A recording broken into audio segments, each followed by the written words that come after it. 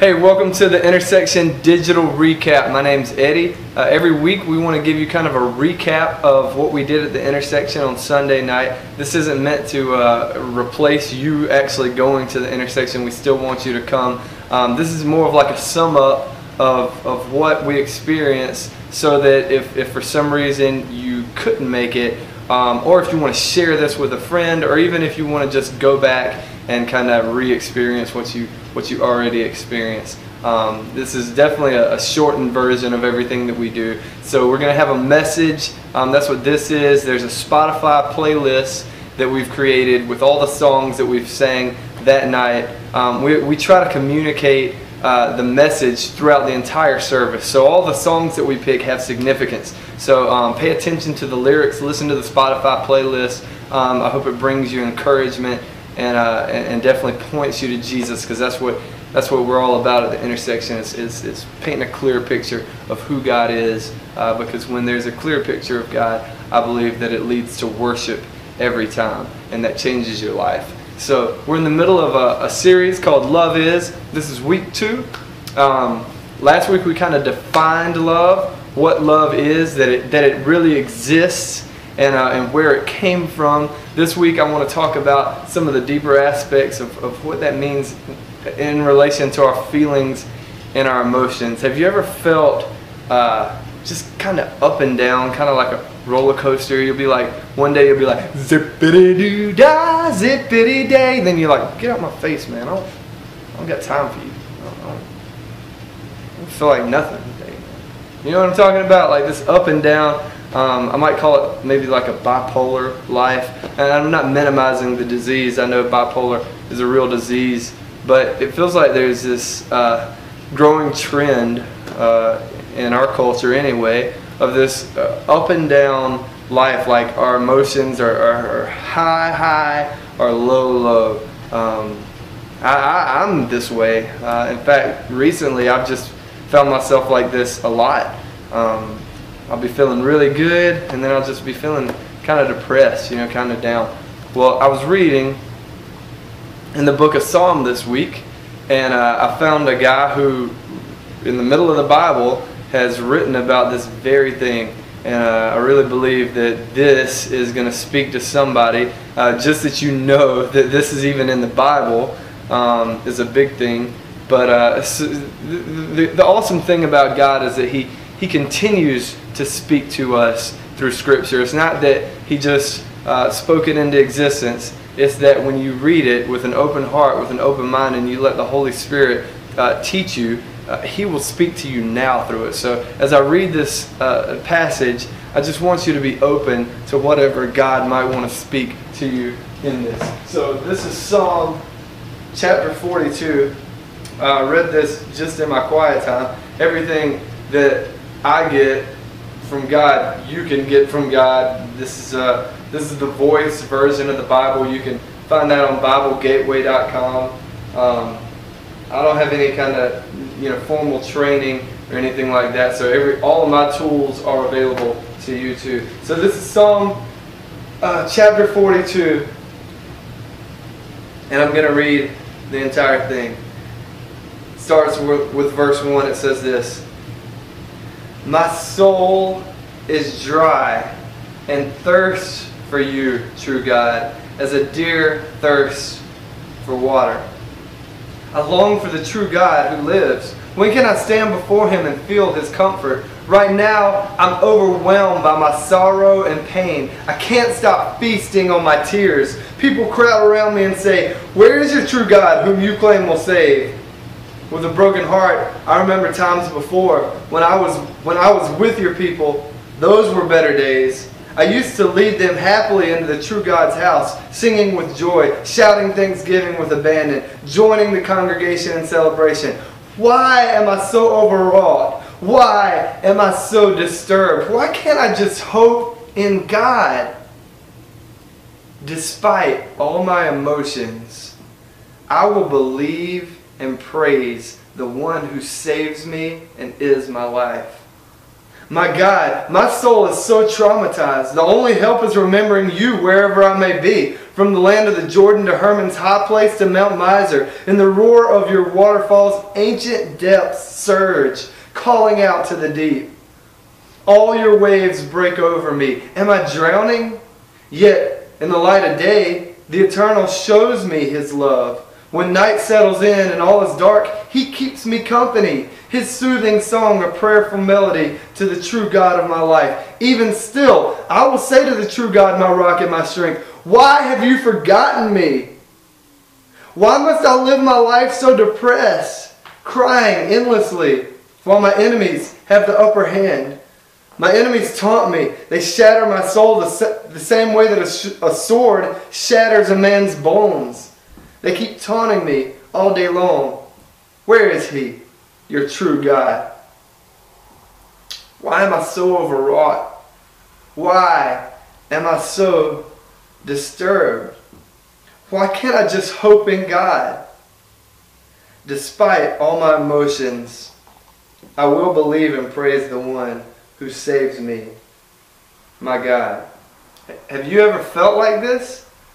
Like, do you ever find yourself asking these questions? Why? Why can't I just trust in God? Like, I see these other super Christians, and it seems like they just trust in God. Why can't I do that? Why can't I just trust in God? Why do I have to go through life so depressed?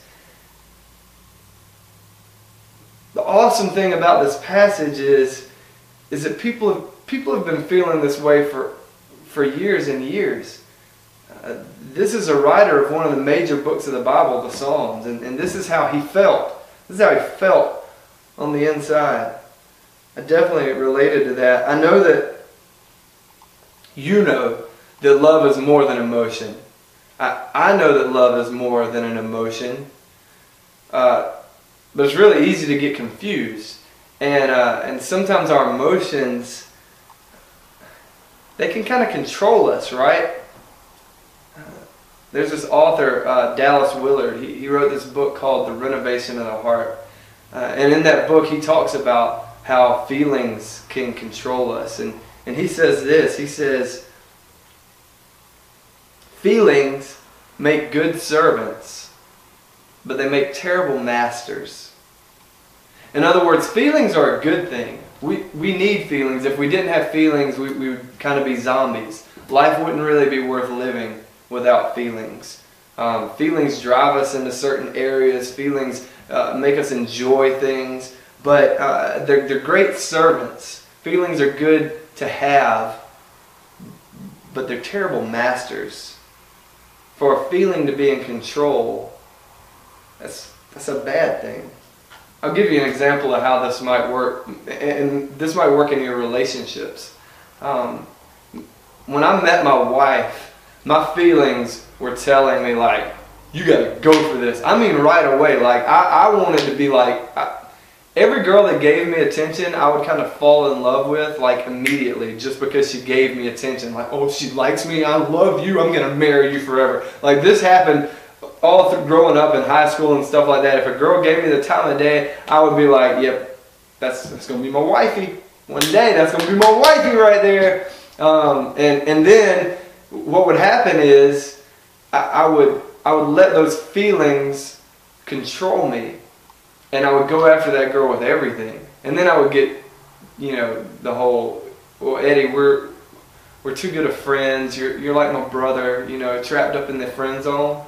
And man, I'd be crushed, I'd just be broken up. So when I met Cindy, I knew better. I was like, I'm not going to just jump into this thing, because I've been hurt too many times in the past from letting my feelings control me, And here's what I realized.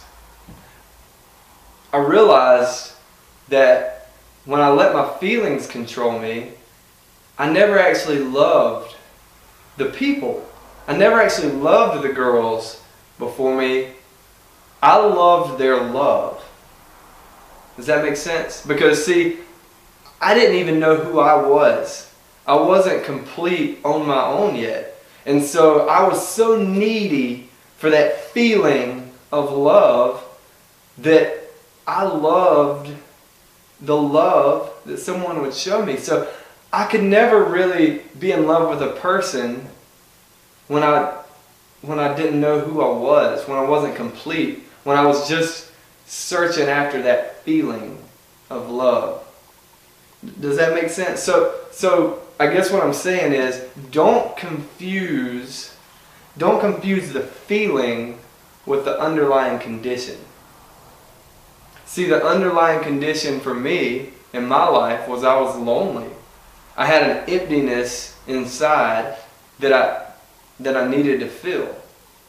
And so when I had a feeling that felt like this, it would replace that longing, I confused that. I confused that feeling with that condition.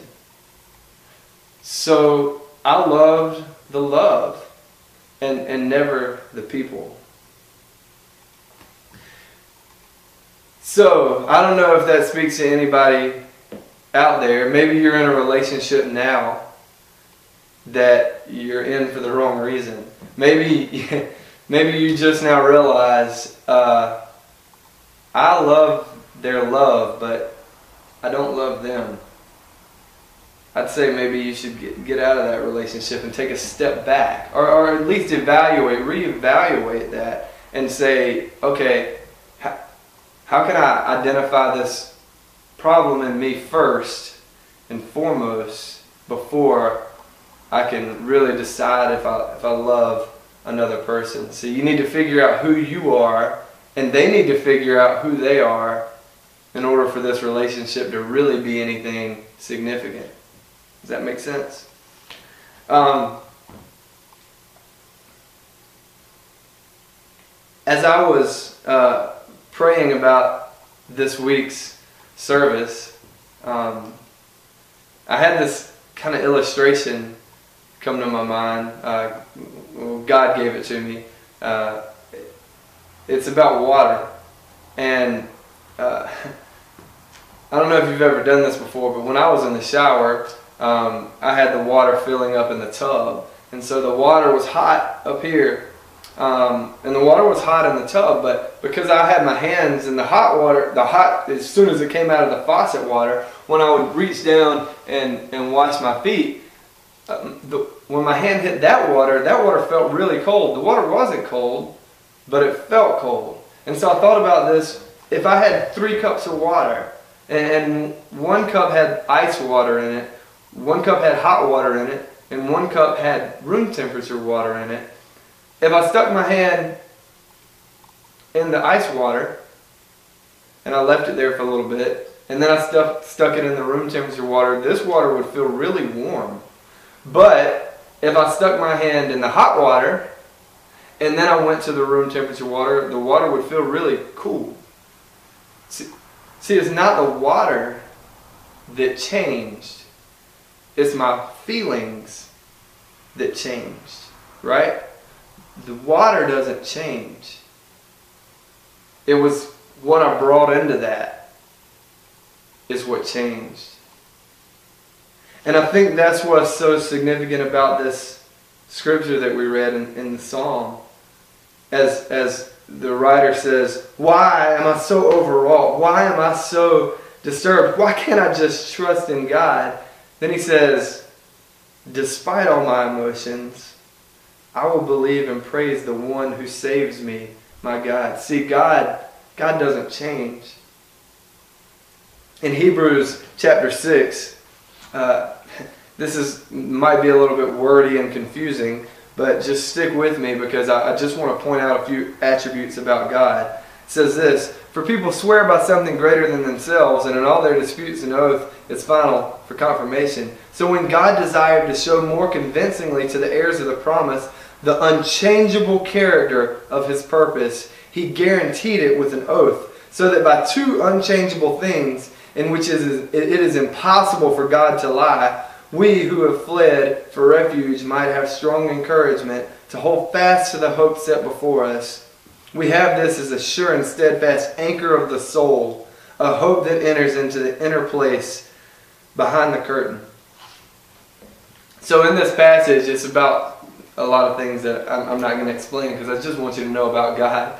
And God is unchangeable. What it says is that well, first it says that when you swear by something, you are swearing by something greater than. You might have had this happen, like, I swear on my mama, or I swear on my mama grave. Like, what you're doing is you're swearing on something that's like worth more than you are, so that maybe somebody will believe it. What it says here is that God is so great, there's nothing above that he could swear by, so he has to take an oath on himself. He's got to swear by himself because he's that great. And so it says that he has unchangeable character of his purpose. God's purpose is always to glorify himself, and he's always glorified the most when we are lifted up, when we are loved. And so God's unchanging character is loving us, and when we love God back, it's all about love. His purpose. His purpose, he works all things together for the good of those who love him. That's his purpose. And so then he guaranteed it with an oath. So that's two unchangeable things, because one, it's impossible for God to lie. And two, he has an unchangeable purpose. So see, when we're feeling all these things, we can't let those feelings control us. We have to remember that the water doesn't change. God didn't change. God doesn't change. His love endures forever. And the way we know this is John 15:13. Greater love has no one than this, that someone laid down his life for his friends. See, God proved his love when he stepped out of eternity and he put skin on. And he suffered with us. I'm not just talking about suffering on the cross. I'm talking about he did life with us for over 30 years. He went through the same sufferings that we go through. And then on top of that, then he got mocked. Then he got beat. Then he got spit on. He proved his love by taking that. He proved his love by going to the cross and breathing his last. See, Jesus had the choice the entire time. If Jesus is really God with skin on, Jesus could have done what you saw on Saturday Night Live, the Jesus thing where Jesus goes and gets revenge on the Romans. Jesus could have done that. He had the capability of doing that. And if it would have been me and I'd been up on the cross and I had the choice, I probably would have came down, broke the cross in half, and then hit people with it like a baseball bat and sent some Romans off a mountain. That's probably what I would have done. But Jesus didn't do that. He said, no, I have to prove my love. And by proving my love, I'm going to lay my life down for my friends. And so he chose to breathe no more. All the way, the last breath. He chose not to breathe anymore, to prove our love, to prove his love for us. So when we're feeling this up and down thing, these are great questions to ask. God, why am I so overawed? Why am I so disturbed? Why can't I just hope in God? See, because there's an underlying condition that's attached to that feeling. The feeling's not all there is. So it's great to ask why. Why? Why do I feel this way? Don't react to the feeling. Ask why. Why do I feel that way? And then your second step is, despite all my emotions, despite the way I'm feeling, I'm going to trust, I'm going to believe, I'm going to praise the one who chose to die for me. The one who chose to suffer with me. The one who proved his love. It's already been proven. It doesn't need to be proven again. Love is more than emotion. It's choice.